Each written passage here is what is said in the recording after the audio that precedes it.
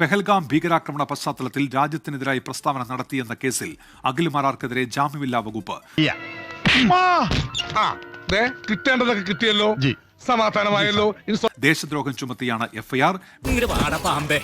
ബിജെപിയുടെ പരാതിയിലാണ് കൊട്ടാരക്കര പോലീസ് കേസെടുത്തത്. നീ അന്ന് നോവിച്ച് വിട്ടതൊരു പാമ്പിനെയാടാ. ഓ, അപ്പൊ നീയായിരുന്നല്ല ഒറ്റുകാരൻ. അതേടാ, ഞാൻ ഒറ്റുകാരനായും പറ്റുകാരനായും പറ്റിക്കൽക്കാരനായും പല ടൈപ്പിൽ വരും. സുജിത് സുരേന്ദ്രൻ വിവരങ്ങളുമായി ഇപ്പോൾ കൊട്ടാരക്കരയിൽ നിന്ന് ചേരുന്നുണ്ട്. സുജിത്ത്, വിവരങ്ങൾ എന്തൊക്കെയാണ്?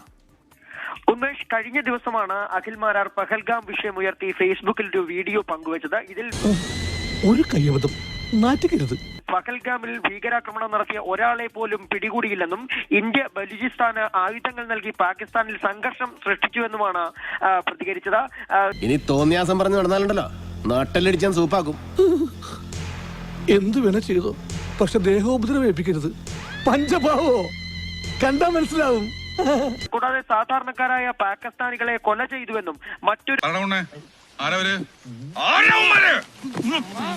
കരുത്തരായ രാജ്യത്തിന്റെ അടിമകളായി ആത്മാഭിമാനമില്ലാത്തവരായാണ് നമ്മുടെ ഭരണാധികാരികളും സേനയും നിലകൊള്ളുന്നതെന്നുള്ള വിമർശനമാണ് അഖിൽ മാരാർ വീഡിയോയിൽ പറഞ്ഞത്. നീ കലി കൊണ്ട് വല്ല കാര്യമുണ്ടടാ?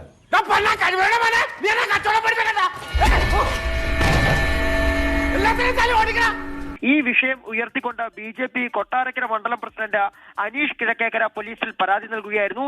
ഈ പരാതിയുടെ അടിസ്ഥാനത്തിലാണ് ഇപ്പോൾ എഫ്ഐആർ രജിസ്റ്റർ ചെയ്തിരിക്കുന്നത്.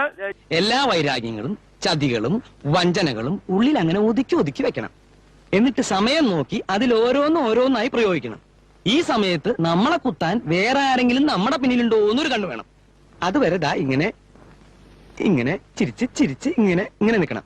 ജീവപര്യന്തം ശിക്ഷ വരെ ലഭിക്കാവുന്ന ജാമ്യമില്ലാ വകുപ്പായ BNS 152 വകുപ്പ് ചുമത്തിയാണ് കേസെടുത്തിട്ടുള്ളത്. പക്ഷെ സാധാരണക്കാരൻ ഇവനിട്ട് 2 ഇടി കിട്ടണമെന്ന് ആഗ്രഹിക്കും. ഇമാതിരി ടീമിന് എന്റെ കൈ കിട്ടിയ ഞാൻ അടിക്കും, നല്ല ഇടി ഇടിക്കും.